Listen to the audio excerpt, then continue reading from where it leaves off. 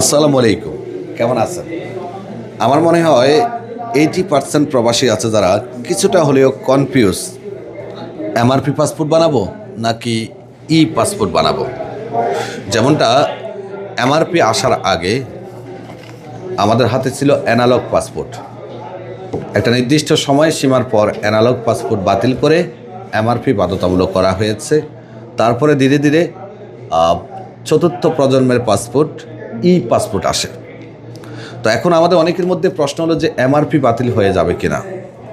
আমি এখন পাসপোর্ট বানালে কোনটা বানাবো, এমআরপি নাকি ই পাসপোর্ট? যারা প্রবাসে আছেন, প্রবাসে অবস্থানরত, তাদের জন্য খুবই গুরুত্বপূর্ণ। ভিডিওটা শেয়ার করবেন। আমরা আজকে আপনাদেরকে এমন কিছু তথ্য দিব, আপনার আগামীর পথ চলা অনেকটাই সহজ হয়ে যাবে। এমআরপি পাসপোর্ট যারা বিদেশে অবস্থান করতেছেন, এই মুহূর্তে আপনি ধরুন সংযুক্ত আরব আমিরাতে আছেন, কিংবা আপনি ইউকে, ইউএসএ অথবা সৌদি আরবে। আমার জানা মতে সংযুক্ত আরব আমিরাত সহ মধ্যপ্রাচ্যের দেশগুলোতে, এছাড়া মালয়েশিয়াতে এখন পর্যন্ত এমআরপি পাসপোর্ট চলছে এবং বানানো যাচ্ছে। তবে কেউ যদি দেশে গিয়ে পাসপোর্ট বানাতে চান, সেক্ষেত্রে কিন্তু এই এমআরপি পাসপোর্টটা আসবে না, মেশিন রিডেবল পাসপোর্টটা আসবে না। মেশিন রিডেবল পাসপোর্টটা শুধুমাত্র প্রবাসে অবস্থানরত প্রবাসীরা মিশনের মাধ্যমে বানানোর সুযোগ পাবে। যেমন আপনি এখন সৌদি প্রবাসী, তাহলে আপনি এমআরপি থেকে এমআরপি পাসপোর্টটা বানাতে পারবেন। এতে আপনাকে কোনো সমস্যায় পড়তে হবে না। শুধু এমআরপি পাসপোর্ট থেকে এমআরপি পাসপোর্টের জন্য আবেদন করতে পারবেন। আবার আপনি চাইলে ই পাসপোর্টে আবেদন করতে পারবেন, সে সুযোগটাও আছে। তবে ই পাসপোর্ট আবেদন করার জন্য অনেকগুলো শর্ত থাকে। তো এখন আমাদের আজকের মূল টপিকটা যে এমআরপি কি বাতিল হয়ে যাবে কিনা।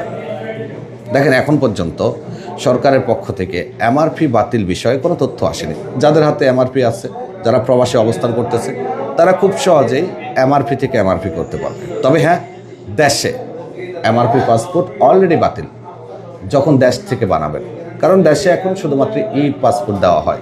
কেউ নতুন করে পাসপোর্টের জন্য অ্যাপ্লাই করবে, তাহলে সে ই পাসপোর্টে পাবে। আর ই পাসপোর্ট পাওয়ার জন্য অনেকগুলো শর্ত থাকে, অনেক কাগজপত্রের প্রয়োজন হয়।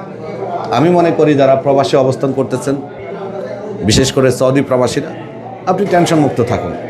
আশা করি আরও অনেক বছর এমআরপি পাসপোর্ট চলমান থাকবে, বন্ধ হবে না। আর যদি বলেন না, আমি ঝামেলায় যেতে চাচ্ছি না, আমি একেবারে আপডেট হয়ে যাব, সেক্ষেত্রে আপনি চাইলে ই পাসপোর্ট আবেদন করতে পারেন। ই পাসপোর্ট বানানোর প্রসেসটা অনেকটাই কঠিন, কাগজপত্র আপ টু ডেট থাকতে হবে। ই পাসপোর্ট বানাতে কী কী লাগে এই বিষয়ে আমাদের আগেও ভিডিও আছে, খুব শীঘ্রই আরও একটা ভিডিও দিব। আপনি চাইলে এমআরপি থেকে ই পাসপোর্টও যেতে পারবেন, যদি আপনার জন্ম নিবন্ধন অনলাইন করা থাকে। আর ই পাসপোর্ট করার জন্য সর্বপ্রথম অনলাইনে আবেদন করতে হয়।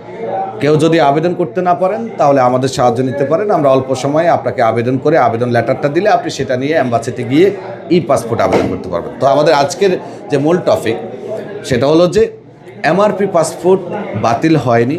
যারা এমআরপির মধ্যে আছেন, তারা চাইলে আগামী বেশ কয়েক বছর এমআরপি দিয়ে চলতে পারবেন। তবে এমআরপি পাসপোর্ট রিনিউ শুধুমাত্র আপনি যে দেশে অবস্থান করতেছেন, সে দেশে অবস্থানরত বাংলাদেশ এম্বাসি অথবা বাংলাদেশ কনসুলেটের আন্ডারেই রিনিউ করতে পারবেন। দেশে গিয়ে সরাসরি এমআরপি পাসপোর্ট রিনিউ করার কোনো সুযোগ নেই। ধন্যবাদ, ভালো থাকবেন, বিন মিশালের সঙ্গে থাকবেন। যে কোনো সার্ভিস অথবা তথ্য সেবার জন্য বিন মিশাল ট্রাভেলসের যে কোনো শাখায় চলে আসুন। আপনাদেরকে আমরা সর্বোচ্চ তথ্য সেবা এবং পরামর্শ দেওয়ার চেষ্টা করব। আল্লাহ হাফেজ।